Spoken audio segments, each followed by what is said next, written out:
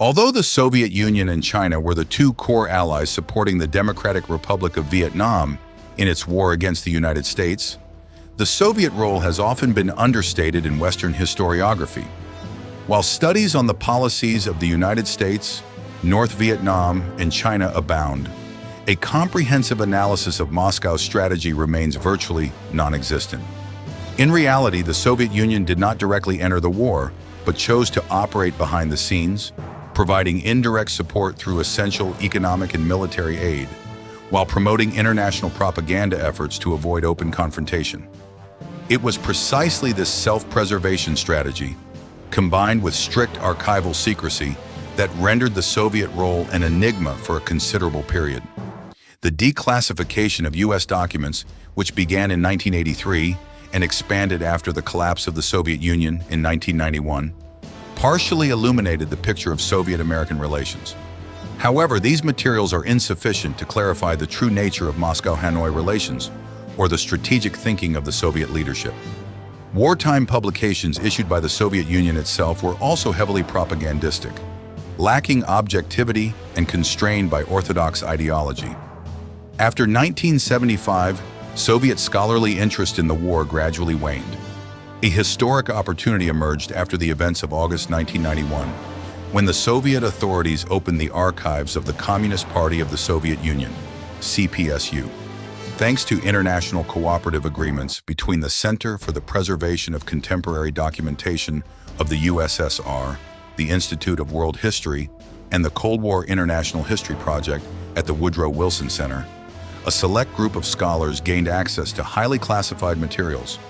Although this golden age of access to Soviet archives was short-lived, as the Moscow authorities subsequently tightened security policies following diplomatic controversies related to American POWs, a number of researchers managed to compile valuable documentary sources from both Soviet and U.S. repositories concerning the Vietnam War.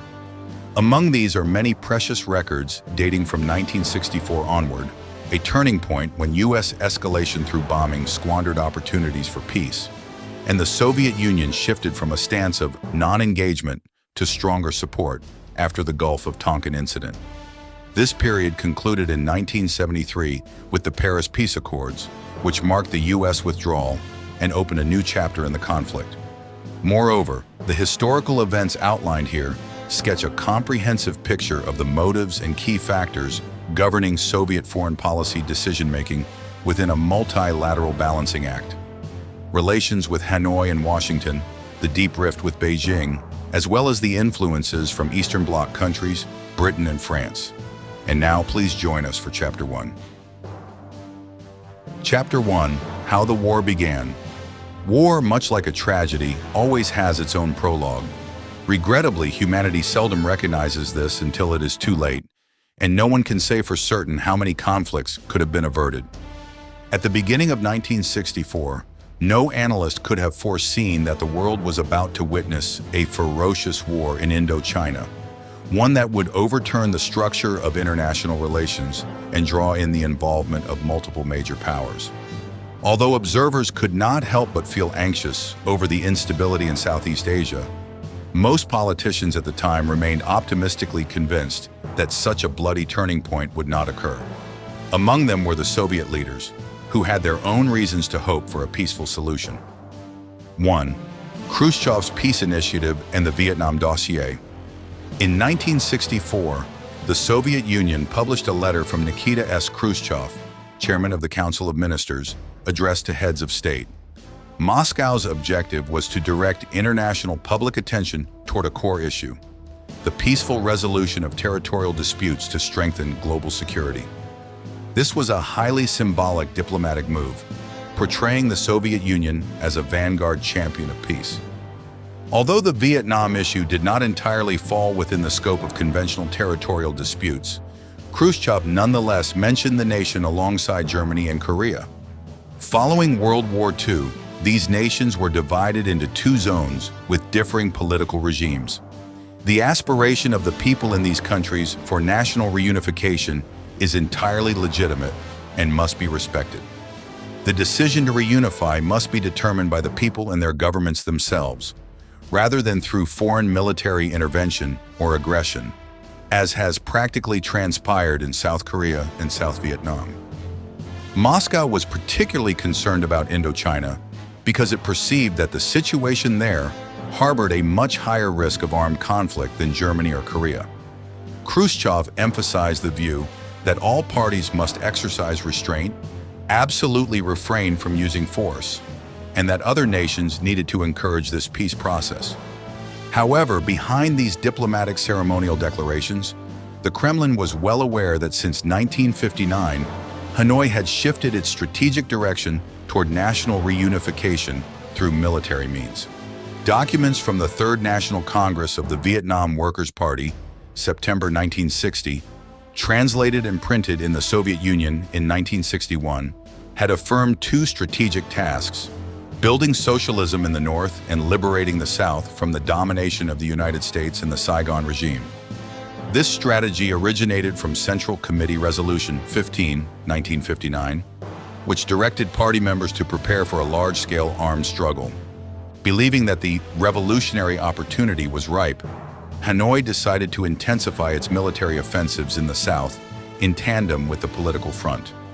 The birth of the National Liberation Front for South Vietnam, NLFSV/Viet Cong, in December 1960 was clear evidence that a new situation was taking shape in the region. 2. The Soviet strategy of keeping distance and the Sino-Soviet shadow. Prior to 1964, Southeast Asia had never been a focal point of Soviet foreign policy due to geographical distance and the infancy of the communist movement there. Moscow's support for the Viet Minh during the First Indochina War, as well as for the Democratic Republic of Vietnam, DRV, after 1954, was merely exceptional, and the scale of this aid was completely eclipsed by China, a country with much closer ties to Hanoi. After 1954, although the Soviet Union dispatched advisors and provided weapon aid to help reorganize the northern military, the volume remained very limited. Moscow primarily assumed the role of an observer. This posture perfectly aligned with Khrushchev's strategy of peaceful coexistence with the West, aimed at avoiding a recurrence of crises that almost led to nuclear war, such as the Cuban Missile Crisis of 1962. For Moscow, the deployment of U.S. military advisors in the South was less worrisome than the expansion of Chinese influence in the region.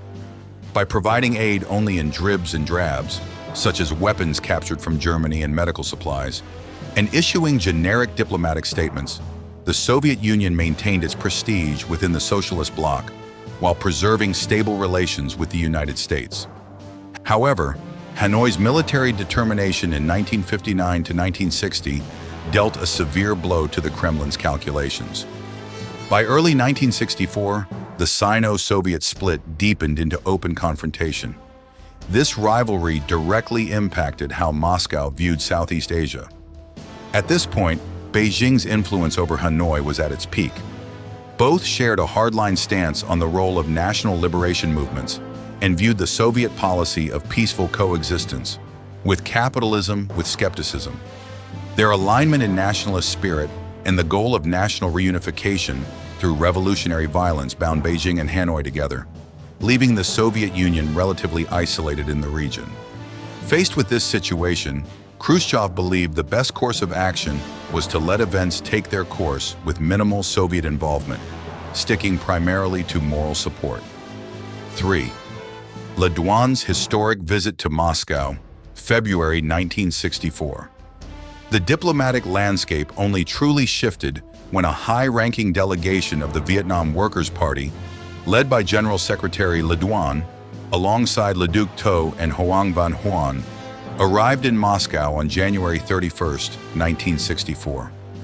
At the time, the Pravda Truth newspaper reported the news very briefly, without revealing the true purpose of the trip, leaving readers with the false impression that it was just a routine diplomatic tour. It was not until February 9, 1964, that the newspaper published a photo of Khrushchev smiling as he received the delegation in an atmosphere of warm friendship, affirming that both sides were in complete agreement on the foundation of Marxism-Leninism. The reality was far more complex. A classified cable from the Secretariat of the Central Committee of the Communist Party of the Soviet Union, sent to the Soviet ambassador to France in March 1964, exposed the acrimonious nature of the dialogue. The Hanoi delegation brought with them a 73-page essay aimed at persuading Moscow to support the hardline military decisions of the Ninth Central Committee resolution, December 1963. This resolution outlined a strategy for a general uprising in the South, developing large-scale armed forces and launching offensives across all three strategic regions: mountains, rural areas, and urban centers. To execute this plan, Hanoi required aid guarantees from both of its major allies. At the Kremlin, Le Duan bluntly criticized the Soviet foreign policy stance, ranging from its détente policy with the West and Moscow's support for India during the Sino-Indian border conflict, to the cessation of assistance to China for developing nuclear weapons and its lack of enthusiasm for national liberation movements. The Vietnamese side argued that peace could only be protected through thorough revolutionary violence to defeat imperialism step by step.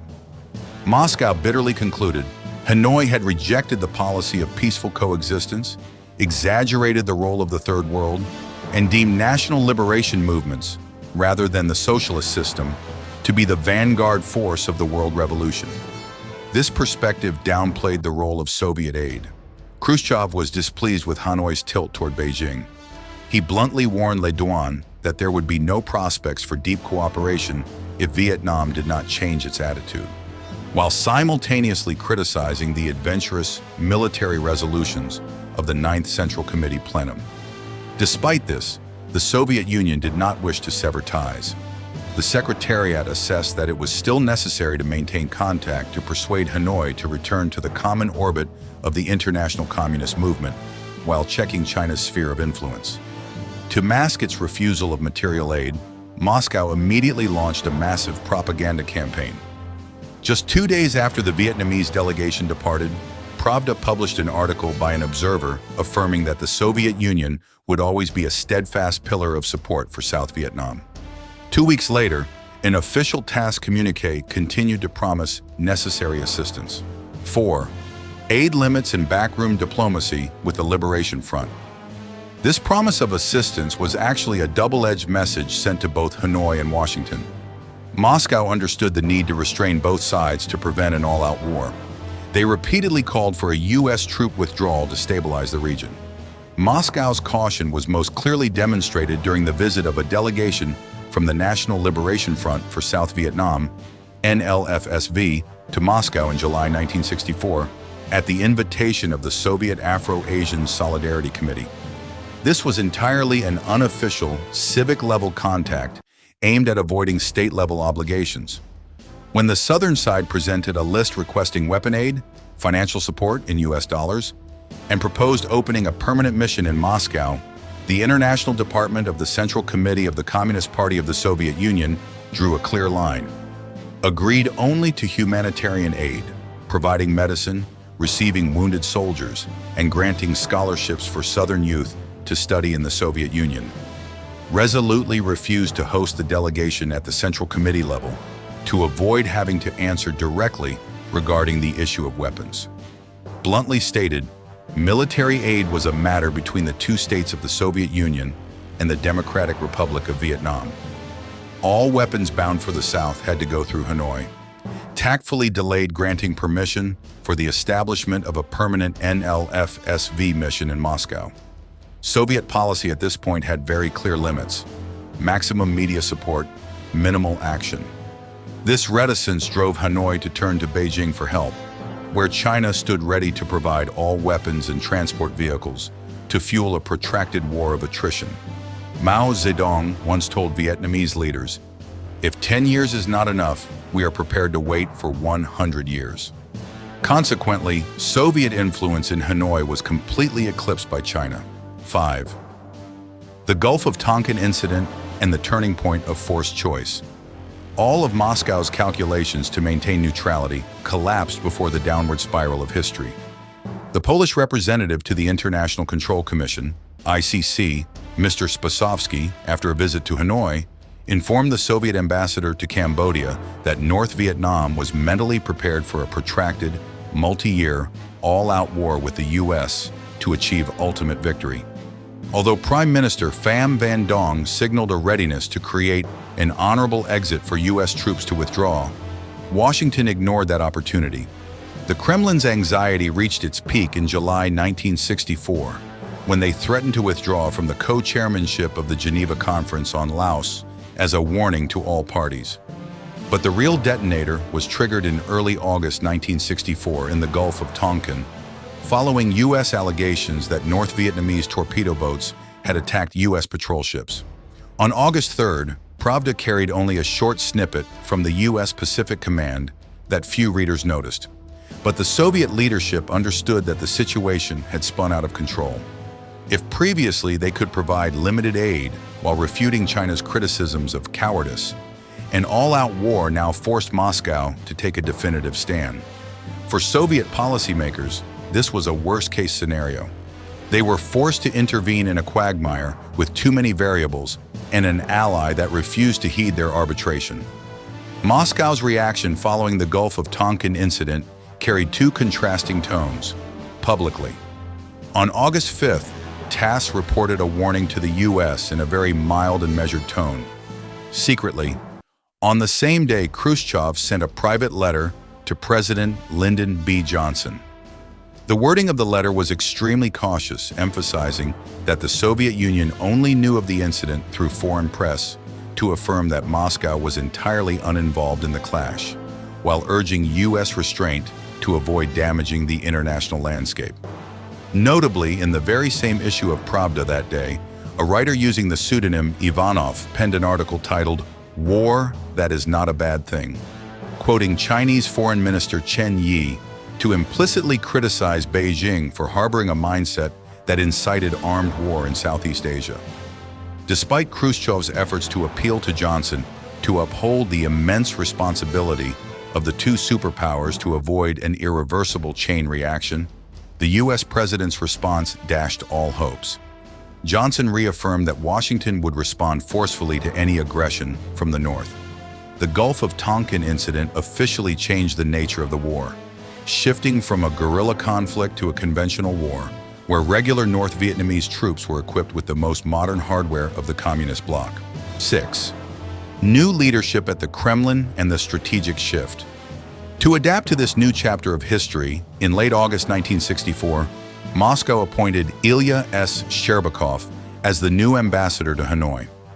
Shcherbakov was an outstanding figure, originally a party cadre, a graduate of the Military Diplomatic Intelligence Academy, former director overseeing relations with socialist countries, and minister counselor in Beijing. His profound understanding of both the internal party system and Sino-Soviet relations provided Shcherbakov with the authority and flexibility required to execute the Kremlin's policy most effectively. In October 1964, Khrushchev was ousted. Although the new collective leadership, led by Brezhnev and Kosygin, assured U.S. Ambassador Anatoly Dobrinin that Soviet foreign policy remained unchanged, in reality, a comprehensive strategic shift toward Vietnam was triggered starting November 1964.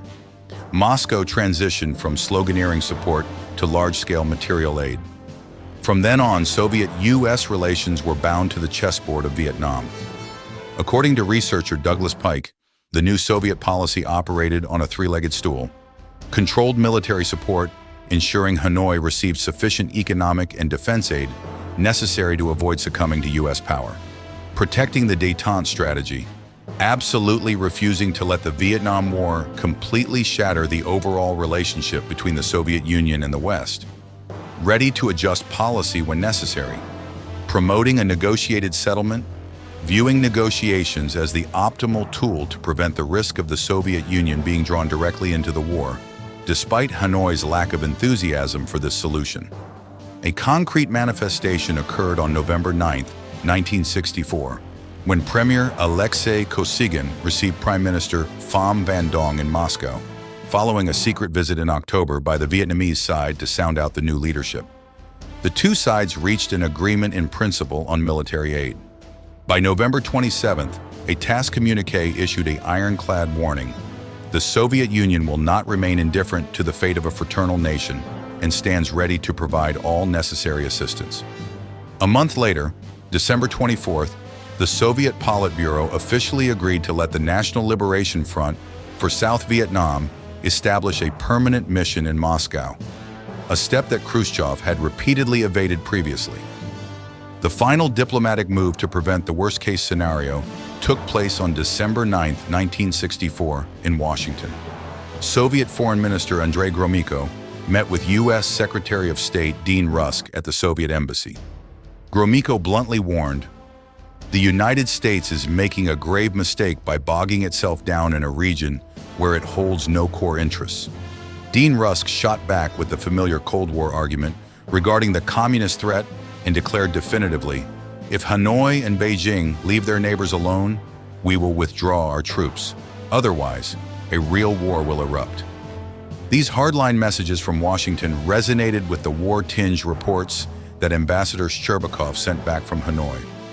The Politburo of the Vietnam Workers' Party had decided to continue reinforcing regular forces into the south, stepping up military offensives parallel to sabotaging the Saigon administration from within. Confronted with such irreversible evidence, Moscow officials rushed to finalize their last strategic adjustments. The clock of history had struck. An all-out war was no longer counted in months, but only in days.